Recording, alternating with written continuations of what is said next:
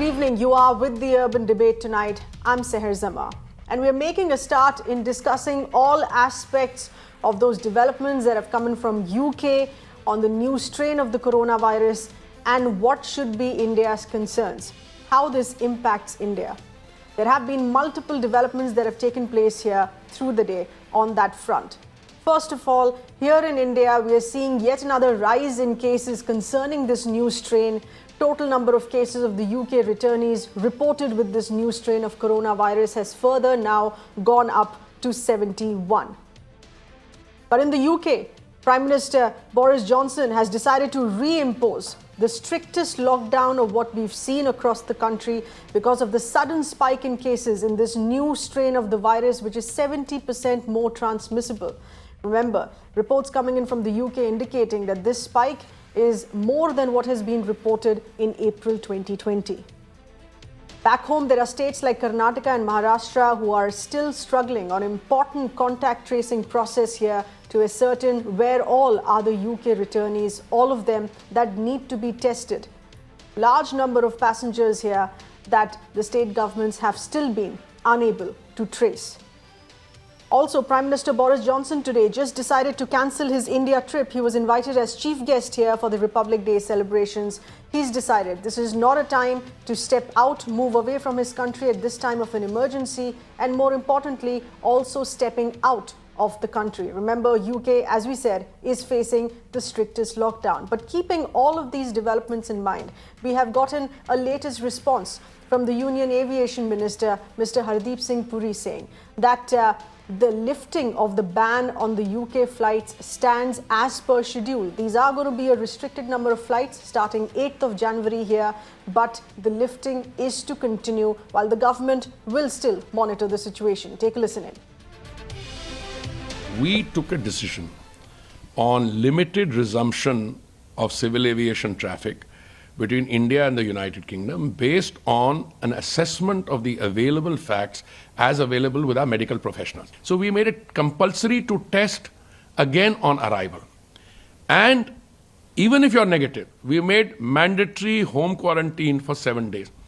We will review the situation if any additional steps have to be taken. The total number of flights has been drastically reduced from 60 a week to 30, which is 50%. All right, we're going to be weighing in further on that remark here that's coming from the aviation minister in just a bit. But first, let's understand what's happened in the UK and what should be the concerns of India. Remember, this is the strictest lockdown in UK, and this is what it means. Aarti Subramaniam getting us those inputs. More curbs, tougher restrictions are now going to be in place in the United Kingdom after Boris Johnson announced in a nationwide address that it is time to be more vigilant in light of the increasing number of cases in the United Kingdom. Now, in England, this entails a lockdown which is going to be in place at least till mid-February. What does that entail? Well, schools, primary and secondary schools are going to be shut. Colleges are going to be shut as well. All essential shops are going to remain closed and dining in restaurants is not going to be allowed. This is almost similar to the kind of lockdown that was in Britain in midsummer of last year. In Scotland as well, there are tighter curbs that are going to be put in place. A lockdown is going to be imposed for the rest of January. Stay-at-home orders have been imposed. People have been told to not step out of their houses unless it's absolutely essential. Residents have been asked to work from home and to ensure they do so. And the restriction on outdoor gatherings has also been imposed. In light of all of these measures, in light of the growing concerns in the United Kingdom, in fact, UK Prime Minister Boris Johnson has also cancelled his trip to India later this month. He was supposed to be the guest of our Republic Day parade, but in light of the increasing number of cases and growing concerns of the explosion of cases in the United Kingdom, Boris Johnson has decided it's better to stay at home and handle the situation there. All right, let's get in an expert voice here. We have Dr. Ashok Jainer, who's the consultant, Coventry and Warwickshire Partnerships NHS Trust in the UK. Dr. Ashok, appreciate you being with us here. Good evening. We're looking at what more is known about this virus, keeping in mind what India needs to follow on what more is known. This has been reported in quite a few weeks here in the UK. It has slightly behaved differently in India, though. But in the UK, apart from 70% transmissibility or what was earlier known, what more do we know today? Yes, thanks for inviting me on this channel. I would like to explain that this new strain has been there since September, and now we are in January. So initially we did not notice it, but later we noticed it. Not only rate of transmission, which is very high, 70% higher, this virus also has ability and capability to penetrate children and adult. In the past, we used to say if somebody is below the age of 40, he is safe. He won't have any problem. But it's no longer the case with this virus. Most of the patients in the hospital are now adult. In the past, we used to have elderly patients. Mortality also related to adult has increased. So we are like in an emergency situation. Our hospitals are unable to match the demand. Number of patients reaching to hospitals, we are finding hard to cope. Only way we can control it is strict lockdown. Lockdown is not the answer of the problem, but it is a procedure, short term, to buying the time. We can scale up our hospital facilities, and side by side, we can work through vaccine program. We are doing around 1 million vaccination per week. We will increase it. So that way, we will target this virus through vaccination, cut down the transmission through lockdown, and then situation will improve, we believe, by the early March or mid-March. We will be in better situation. Right. With regard yes, to but India, Dr. Ashok, the rate at which this is spreading across the UK here, and as you're saying that this is affecting children as well, which wasn't the case of what we've seen of the earlier strain here. Does this mean that there is an urgency now to get in a vaccine for children as well? If this is how much it's spreading across different age groups as well? Yes, you are right. Most of the vaccine have not been tested in children. Initially, most of the vaccine were used for above 18.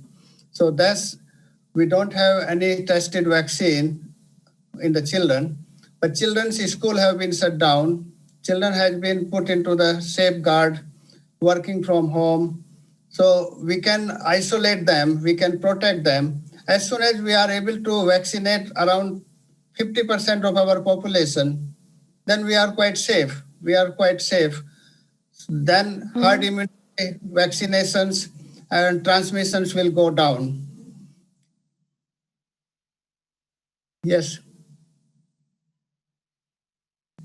Also, Dr. Ashok, does this mean that right now we know for certain that the existing vaccines here will be effective even regarding the new strain here? We are aware of how differently this new strain is behaving, but the vaccines will still be effective even on this new strain. So far, all the evidence, scientific evidence, are suggesting that existing vaccine will work against this new strain. However, we can't say if there is a further new strain in next 6 months, whether that new strain can escape this vaccine. But the current strain is unable to escape this vaccine. Existing vaccine will control this new strain.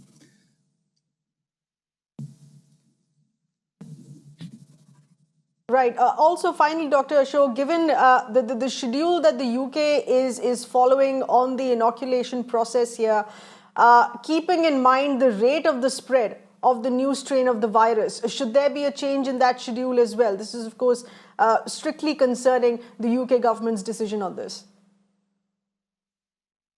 Yes. What we have decided now, in the past, we were giving Pfizer vaccine. Instead of giving twice, second part of the vaccine has been delayed so that our manpower, medical staff can be utilized to give now Oxford vaccine maximum. So if somebody has got a one injection of Pfizer vaccine, it is 90% effective, even if he does not get the second. So we can use that part of the workforce to give more rapidly Oxford vaccine. So our target is to give vaccination to as many people as possible. And if we can give to 30-40% people in next 8 weeks, we are able to win the battle. So vaccine is the key at the moment to cut down the transmission. A vaccine is also useful to reduce the mutation in the future. Mutation can only be checked by the vaccine. If we vaccinate effectively, less likely future mutation will take place.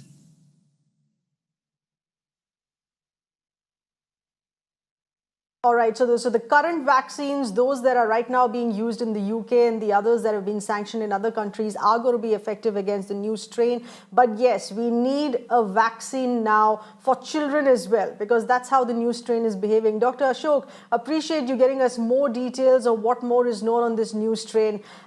Good luck to you in this emergency situation there in the UK. Many thanks for being with us here this evening. Thank you so much. Meanwhile, talking about what should be the big takeaway points here for India in having the benefit of what is already known in the UK and how the virus is expected to behave here in India, the larger picture of India's concerns. We're going to be getting in more voices here on that as well. Meanwhile, my colleague Aarti is getting us further inputs on that. Okay, now Seher, the Union Aviation Minister just a short while ago said that there's going to be no relook at the resumption of flights to the UK. As it currently stands, India is going to resume limited flights to the United Kingdom from the 8th of January. Now, experts might say, why? Why are we in such a rush to resume flights to the United Kingdom in light of all these concerns? And there certainly are many concerns. Now, the cases of the UK COVID variant are continuing to rise in India. At last count, it was about 71 cases, and it looks like it is going to rise further. So why expose more people to that by allowing flights to and from India to the United Kingdom? The second big reason, we've seen Britain themselves impose tougher curbs when the country where the virus has originated themselves are putting in very tough and strict lockdown measures. Why do we want to open up and resume flights to the United Kingdom once again? Thirdly, as we're seeing the number of cases of the UK variant rise in India, a lot of the people who have returned from the United Kingdom are missing. They're untraceable because some of them have given wrong addresses, some of them have given wrong contact details, and we've seen cases in Maharashtra, in Karnataka and Tamil Nadu of these people going missing. Now, worryingly, not just are they missing, some of them are also skipping quarantine. We have a number of instances and unfortunately led by even some celebrities like Arbaz Khan and Sohail Khan, who instead of going for quarantine as is mandated have gone back home. So the chances of this UK strain spreading are greater, and that's the time when we have decided to resume and continue travel to the United Kingdom. Finally, other countries have not resumed or not eased restrictions to the UK, which begs the question, why are we in a rush? We've just imposed this particular travel ban on the 22nd of December, but we've resumed flights. Now, the minister has said that we're going to constantly monitor the situation. There are limited flights that are going to operate. But the question really is, even those limited flights, are they really necessary?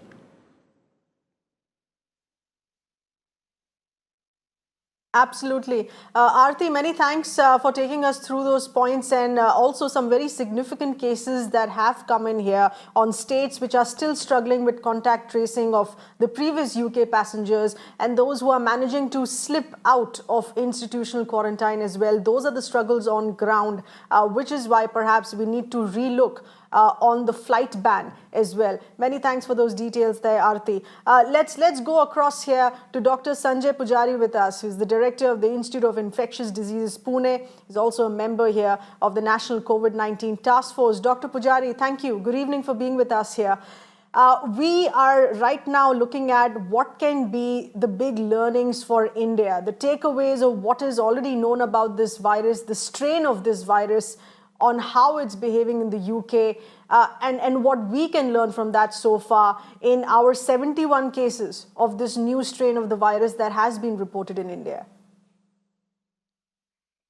Yeah, so thank you for having me. First of all, I think we should not forget that viruses mutate all the time. And this is not surprising that you are going to see mutations wherever the incidence of infections are very high. Say, for example, now the UK, most of Europe, and US has a very big wave happening in their countries. So mutations do happen. The second aspect we have to remember is that what we currently have in circulation, we should not forget, is also a mutant. It has a mutant which is called 614G, and this mutation it emerged in February 2020, and this is different from the original Chinese virus, and this became the global predominant viral strain which was circulating across the world. So right now, what we are having circulating is actually also a mutant. So now new mutations emerge, and the problem with the UK strain is that it has 23 mutations, all occurring simultaneously. Now, once in a while, a single mutation happening doesn't provide some fitness advantage to the virus, but multiple mutations together may provide a fitness advantage to the virus. What we know from England, and there is a public health document from Public Health England, suggests they have done very clear studies. They have shown that clinical severity, the risk of hospitalization and 28-day mortality or death rates is not different with this virus as compared to the wild type virus. The second they showed also was that the risk of reinfection was also not higher with these viruses as compared to the wild type variation. What was different is little higher secondary attack rates. So it seems that this is transmissible. The other point is these mutations are also emerging else in the world. So the UK variant is already reported in 31 countries in the world. So it's not surprising that most countries will start reporting it as soon as they start looking for it. And there is also a South African variant, which is also coming up, which has a similar mutation as the UK variant on the spike protein. So essentially, we will be seeing these mutations. Now, what is the impact of these mutations? First of all, of course, we should be monitoring for that, and we should try to prevent these mutant virus from circulating, particularly because it has a fitness advantage of being more transmissible. But as a public health measure, there needs to be reinforcement But of Dr. contact Pujari, tracing. has it been has the new strain been behaving differently in India? Because if it's showing a 70% transmissibility and a huge unprecedented spike in cases in UK, which has forced it for yet another extreme lockdown. Here in India, is there a sense that this strain is behaving differently? We have had several weeks of passengers coming in from UK before the ban was imposed here, and so far we have reported only 71 cases. Yeah, so even in the UK, you should see that this strain has been circulating since September. What has happened now in end October and November is a second spike of the virus, with this mutant contributing a significant proportion. So I would not, at the risk of speculating, but no evidence, suggest that this mutant should not behave differently as compared to the UK variant, because it's finally the UK variant. It would perhaps have a little more transmissibility, but clinical severity and risk of reinfection or a possibility of escaping from vaccine is very, very unlikely in this situation. What we should remember, of course, is that at the public health level, apart from what government is doing in terms of contact tracing, surveillance, isolation, quarantining, as individuals, as people, I think we should be very, very rigorous in following precautions. Social distancing, universal masking, hand hygiene, avoiding crowded places, avoiding closed environments, making sure we are in ventilated spaces, very, very critical. These are the only public health measures which will be taking care of all kinds of variants which will emerge in future as well. So reinforcing to the public that you need to be really cautious still and make sure that you follow these precautions. Right. Dr. Pujari, we were just speaking to the other expert with us from UK, helping us understand on what has further been investigated on this new strain here. And what has been reported there on a huge note of concern is that this is a strain which is now attacking children as well. And perhaps then... perhaps a lot of pharmaceutical companies would now need to look at having a vaccine for children as well. That should also be India's concern here. As far as our younger generation is concerned, where the earlier strain was not making the children, didn't have the children as vulnerable to the coronavirus, that should be a larger concern here as well. Yeah, so I would think that if you look at the UK data for the proportion of young people who are getting infected with this mutant variants, that actually comes from a modeling study from the Imperial College in London. And modeling studies have their own limitations, but not really talking about that modeling study. We should be, of course, looking at young people getting infected. Also, make sure that this concept that in the community young people have, that they are some kind of immune against this virus. We have always been mentioning it since the beginning of the pandemic that young people also should be taking care of themselves in terms of public health measures, and that is important. As you must be knowing that yesterday, I think Bharat Biotech got an approval to also test the Covaxin, the inactivated vaccine for kids more than 12 years. So essentially, we are also looking at, because there is no data about the efficacy of this vaccine in kids. And globally now trials are being rolled out, trying to rapidly get information about how the vaccine will be safe and effective in children as well.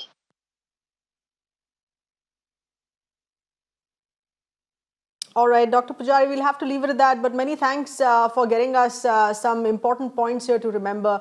As far as India's concerns are concerned, remember in India, we have right now 71 cases reported so far of the new UK strain of the virus. And this is why India needs to be more careful. While we seem to have a reduction in per daily cases reported of the earlier strain of the virus, this is now should be our new concern and our current focus here as well.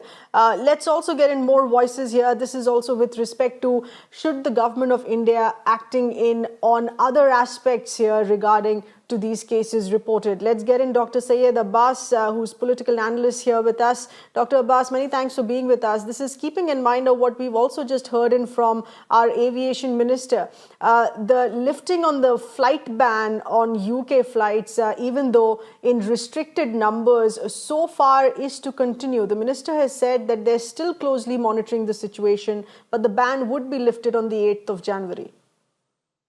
Sarji, we must firstly understand that it was the first time that the Prime Minister of the United Kingdom, Mr. Boris Johnson, was invited here at the Republic Day celebration, for which he highly regretted and apologized to Sri Narendra Modi ji, our Honorable Prime Minister, on the pandemic situation which has flourished with the mutated coronavirus there at the UK. The very fact and the reason that the Prime Minister Boris Johnson called for this, I think Hardeep Singh Puri ji, our Civil Aviation Minister, must take a leaf out of his book. Isn't this risking?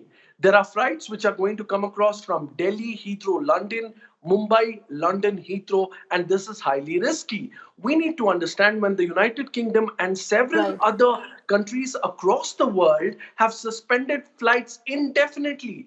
The question arises here is, what is the need for Hardeep Singh Puri to take this risky step? Also, as a matter of fact, I hear from the city of Bengaluru in my state of Karnataka, 75 returnees from UK have been untraceable.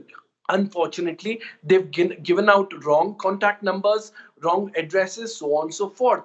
When a country like India, the second largest populated in the world, we have reported over 1 crore cases of coronavirus with over 1.5 lakh death on the same casualties. Why take the risk is the question, and why is Mr. Hardeep Singh Puri going back? So this is undoubtedly a disastrous step, I would say. I think there needs to be a veto of power from our Honorable Home Minister. Mr. Amit Shah needs to take cognizance of this step and so does our Prime Minister Modi ji. Well, he has been greatly felicitated by the World Health Organization for being able to manage. But one wrong step Right. in a country like India could spell absolute doomsday. And this could result in a pack of cards, a Okay. catastrophe of sorts to hit in India. Right. So, Dr. Abbas, in your view, effectively you're saying here that there are enough signs here for the government to act in more quickly and not still be monitoring a situation. This is keeping in mind contact tracing, where several states are still struggling to ascertain where the UK returnees are, and also the complete lockdown. Should we still be looking at a scenario here where people from the UK in limited numbers are coming in? Dr. Abbas, is there not a possibility here that while the government says that this is still under review, there could be more stringent guidelines and framework to work on maintaining that the list of UK returnees is not lost, or what we've had the previous time before the ban? Sergey, I think you've very aptly summarized on the equation here. First things first, we need to nip it in the bud. The solution has to be restored from the front. There should be no flight dispensation from India to the UK or UK to India otherwise. We need to restrict this. Contact tracing certainly, most certainly must be done. We also need to understand that a national lockdown coming into play now will be disastrous for the economy. So that is something which the federal states heads and chief minister will veto it out, and so as the central ministry will not be okay with it. So therefore, the risk lies on the hands of the citizen. I think it is highly responsible for those UK returnees who come into India by giving wrong contact information. According to the NDPS Act, this is certainly a violation of rules. They could be jailed for the same. Also, we need to understand that right now, Air India, the functionaries and the Civil Aviation Ministry needs to understand that the larger picture coming into play is to back off from this step. They need to come into play, call for a press conference saying that this step taken for Mumbai flights to UK, the Delhi flights to UK must and should be stopped at the immediate. Okay. Because now any form of risk taking, any form of dispensation All right, so will be resulting in the worst with immediate effect for India as a country. I think that should be resultant here. And the final point I'd like to make here, we need to understand that a large population all right, of Dr. country Abbas, like you're India saying here, needs of course, better that there measures. needs to be a faster reaction coming in from India. Yes, but given the fact that the government further reiterates that this is going to be in a restricted manner, this is going to be done carefully here. Of course, there are other countries which are still continuing with that ban, and why is India not ready to lift it? That could be the other aspect as well. But this is also on humanitarian grounds, on several families that have been stuck and wanting to come back. There are various other issues of citizens to be looked at in this as well. I'm sure as a matter of fact, when the Prime Minister Boris Johnson did make a mention on the same to Modi ji, he did mention that he needs to take the domestic control of the pandemic in his respective country. He did say that we are doing our best of measures, and of course, keeping all the Indians living in UK in mind as well. The facilities to avail there will be provided on the same. But how will those who are in the UK be benefited by coming to India? That will certainly not help them, because there are various hospitals, scientists, doctors, nurses, COVID special workers and warriors in the same country. But by coming into India, this will be only the spread of the mutated virus. So therefore, we must understand that this is an absolute no-go.